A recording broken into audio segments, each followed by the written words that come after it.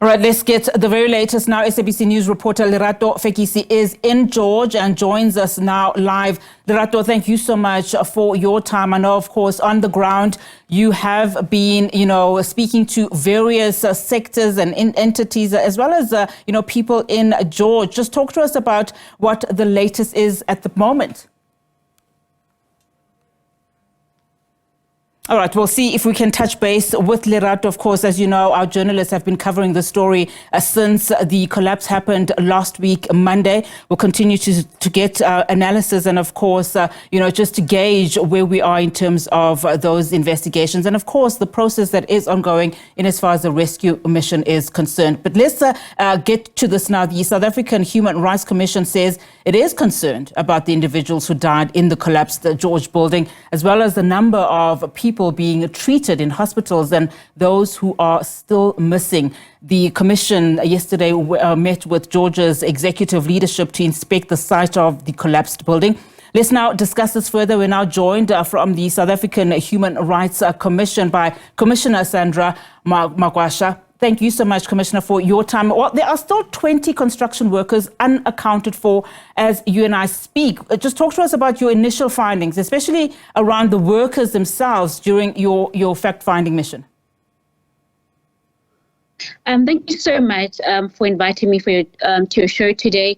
Firstly, the Commission wishes to convey its condolences against the victims of this building collapse to their family as well as to the George community.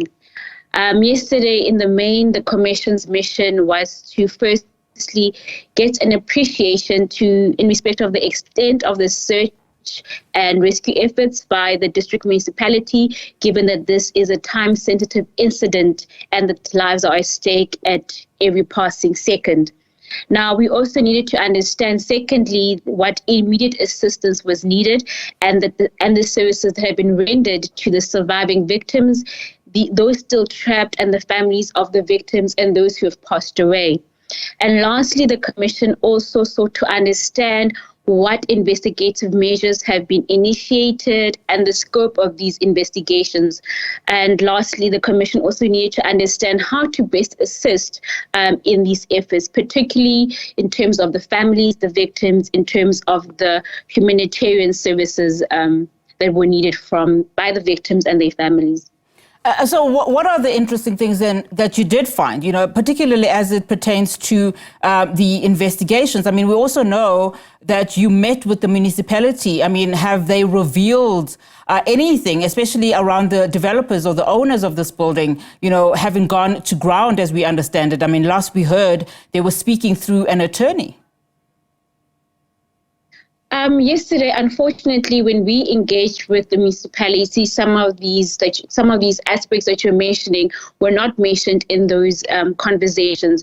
However, due to the fact that there are ongoing investigations, and these are from a number of institutions such as the district, the municipality, as well as the fact that the Human Rights Commission is interested in also conducting its own investigation, we are unable to diverge some of these conversations.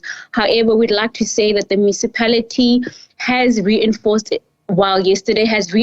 its rescue efforts and that it's a multi-agency investigation. Therefore, at this particular moment, we're just waiting to see some of these issues.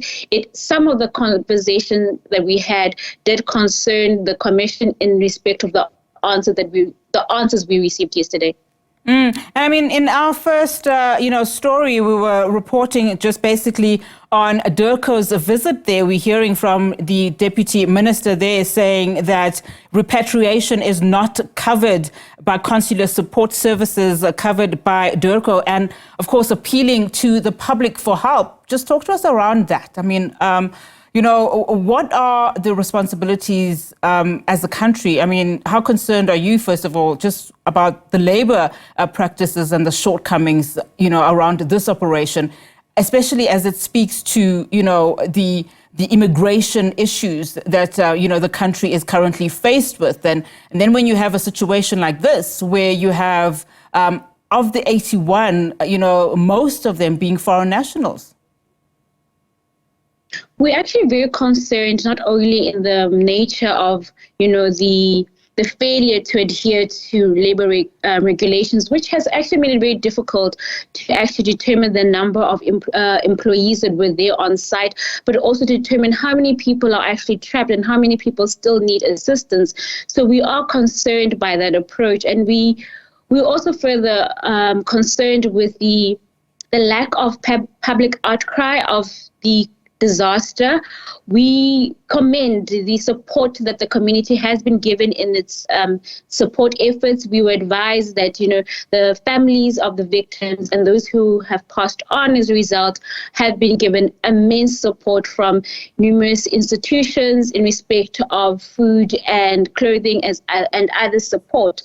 But like you said, that we had wished that the relevant stakeholders, especially those who are directly involved, were to come on page and assist in providing financial support. But we do believe in the spirit of Ubuntu that still remains a part of South Africa's culture, that we will assist the families despite where they come from, as long as they are found to be in South Africa. We then say, let's support them. Let's make sure that the victims are treated with dignity during this time, and also giving them that space to grieve and to go through this trauma in a private space. So it does sound then, as a Human Rights Commission, you were also playing that role of, support. But what other parameters as a Human Rights Commission would you play in a situation like this? Because, as it stands at the moment, it does look like the identification process, just of the 32 people who have died, will also be a very long one. Last I checked, and 10 people had been positively identified. The concerning aspect is that it's true that a number of these victims are foreign nationals, and we have spoken to the municipality, and we said, look, can communities come together? Can we just allow families to come and identify their members without them having to fear facing repercussions from the South African Police Service, such as being arrested? Can we then just allow this process to come to finality and allow non-South African nationals to come forth to assist in identifying their family members?